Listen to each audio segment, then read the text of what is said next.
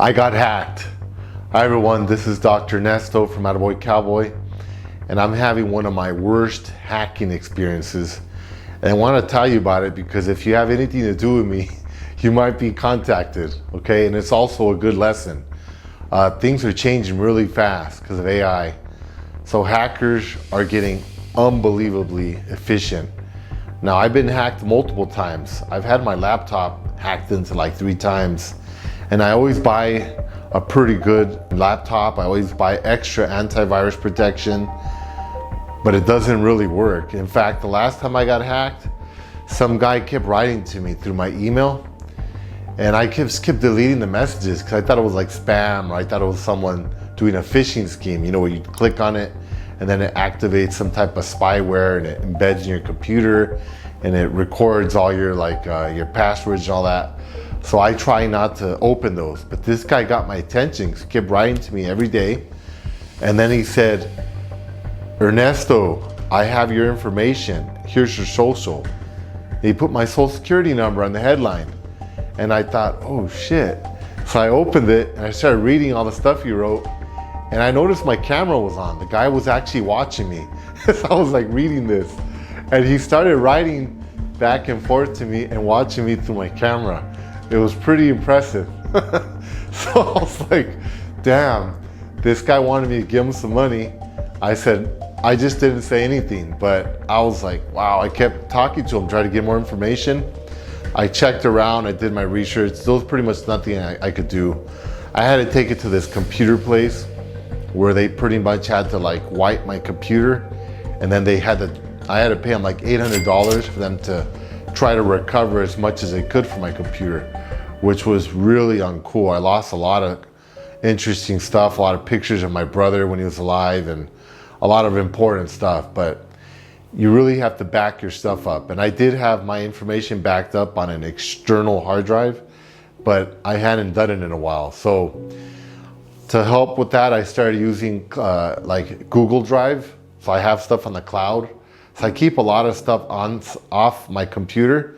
That has really helped a lot. That's been very successful, okay? However, this last hack, they somehow got into my computer and then they got into my social media accounts, my Facebook and my Instagram. And it started when I started getting messages like this. Okay, here's one from my friend Miriam. She's an RN. She starts telling me, hi, is this Dr. Martinez? Hey, I'm just wondering about this car you have for sale on Facebook we've been chatting about. Is this really you? And I'm like, of course not. And she goes, oh my God. And she starts texting me screenshots, the conversation she's having with these guys where they're sending her my driver's license. And usually when you talk to these people, you can kind of tell they're from somewhere else. This guy spoke really good English. He sent her a picture of my driver's license, and it was a picture on a tabletop. So it looks very natural. And it's actually a picture that I took recently. So I don't know how he got it. He got it off my laptop or something. And it says, I wouldn't send you my passport if this was a scam, because with my ID card, you can file a report and dispute on me. I wouldn't dare screw myself up over a couple of hundred. That doesn't worth it. Oh, and second thought, actually, that doesn't sound like proper English. So it probably is someone, it does sound like someone, but it's like, wow, this guy has copies of my passport. You know, and then he goes on, he's having conversations with her over and over. And then he starts like calling her, and she answered the phone and she said it was like a Middle Eastern guy. And this is a nurse that I work with and we know each other. And she's like, hey man, this is not Ernesto. She's like, what the heck? So then I've gotten a lot of messages. I'm gonna share a few with you, the most interesting ones. A friend of mine from high school, Elvia, who I probably haven't seen in like, I don't know, 30 years or something. Hey, I was just wondering if you were selling a car on Facebook. I'm like, no, it's not me. My account got hacked. So, oh my God. I tried to send them $750 and luckily my bank didn't allow it to transfer. I wanted to confirm, so I contacted a mutual friend from high school. And then we went on and she was sharing with me that this person had a similar conversation with them and that the person sent them a copy of my passport this time, sent them a screenshot of it. And she was going on and the person sent them a Zelle account with a phone number in the United States. So I'm imagining these people are working with someone in the United States, because as far as I know, Zelle is a system we use in the US, not internationally. So someone internationally is working with someone here in the United States to commit this kind of fraud. So then I started getting some really cool messages from my friend Steve. And he's a police officer. And he wrote to me several times. He goes, "Hey dude, did you get hacked?" And then he starts telling me, "Oh my God, I almost sent money to some guy selling me a quad, like one of those motorcycles with 4 tires. They wanted $1,000. He goes, "I was wondering if your dad was okay and where you stored all that stuff." I wrote this really long message apparently where I talked about where my dad was getting sick and I was placing him in a nursing home. It was a pretty good story, very convincing. And that I was selling all of his stuff like at rock bottom prices, but that I wanted to take deposits on it so I can hold it for people. The good thing is that Steve and a lot of people that I know pretty well know I don't actually buy expensive items, and I don't own things like quads. I live a very minimal lifestyle. I wear used clothes, I move around a lot, I have used furniture, I have almost nothing. So my friend and I are going back and forth about this, and then a couple weeks go by, he goes, "Hey dude, I think you got hacked again." And I said, "No, it's the same guy. I haven't been able to get into my accounts for 3 weeks. I've been writing to Facebook, Instagram, some of the other social media.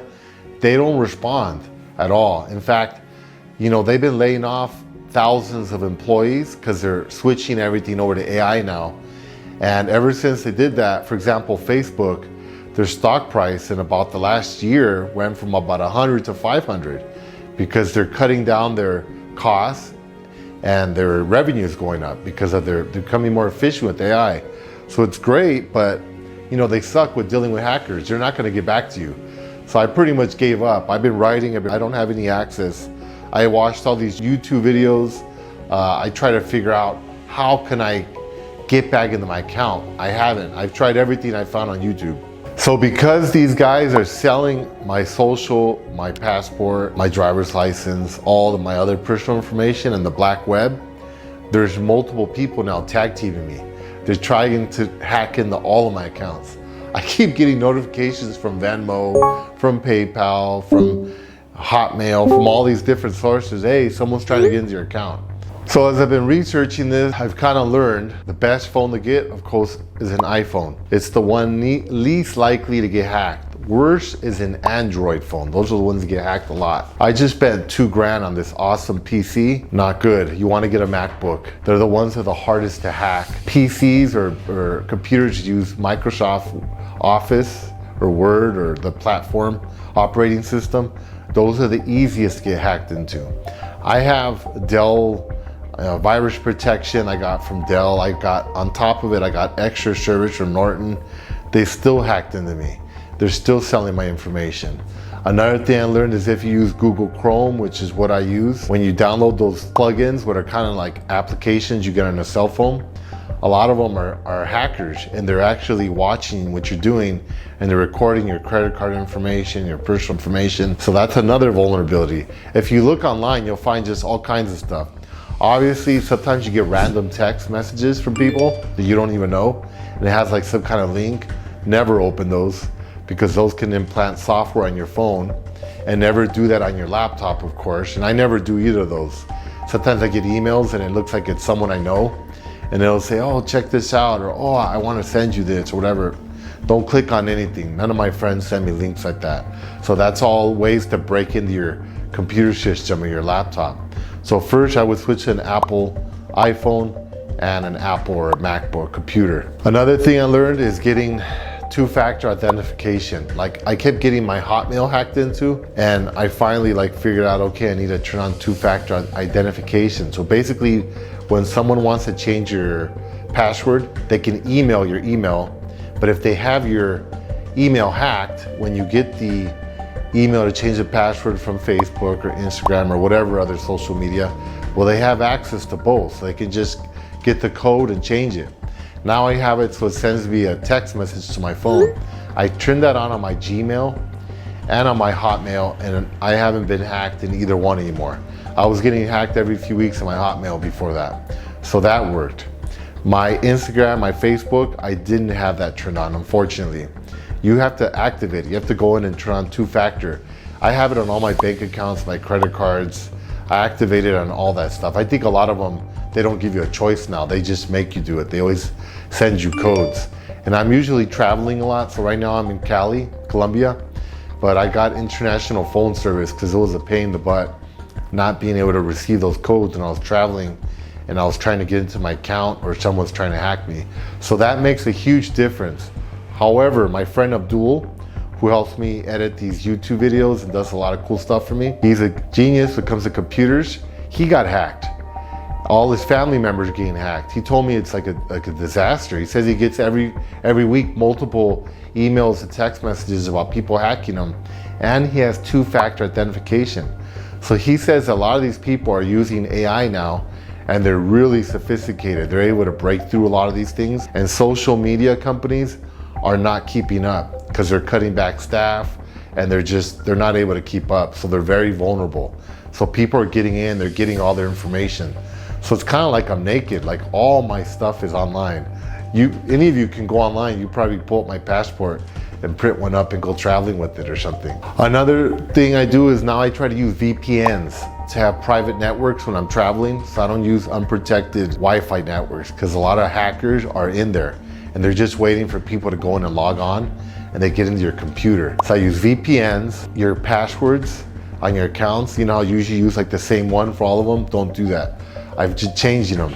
Put a different one on every one, because a lot of times when they get your password, they'll just automatically try it on all your accounts because they know that that's very common. A lot of people do that. Whenever you get an email or a text message saying, hey, someone's trying to log in to whatever account, stop what you're doing and change your password. That happens to me a lot and I just ignore it because I think, you know, obviously if I got the message, they're not able to hack in. Well, they got in.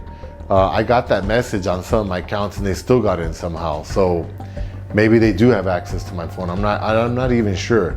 So it's better to just be safe and just implement all this stuff and just be careful because any of your information can be shared now. So anything that you have that's really valuable, like I'm working on books and stuff, I always have people trying to book, you know, I'm not even like a really famous author or anything. I'm just a startup guy. But ever since I started writing books, making YouTube channels, I've kind of drawn more attention. There's more people trying to hack my accounts, trying to get into my stuff. And like this time, they've been successful. So in the meantime, if you see any posts from me trying to sell stuff, just ignore it. And you know, be careful. I hope this helps all of you, that you can look at your accounts and try to improve your security so that people aren't spreading your stuff all over the internet. So from Cali, Colombia, this is Dr. Ernesto. Thanks for watching. And if you haven't already, please subscribe to our channel. Bye-bye.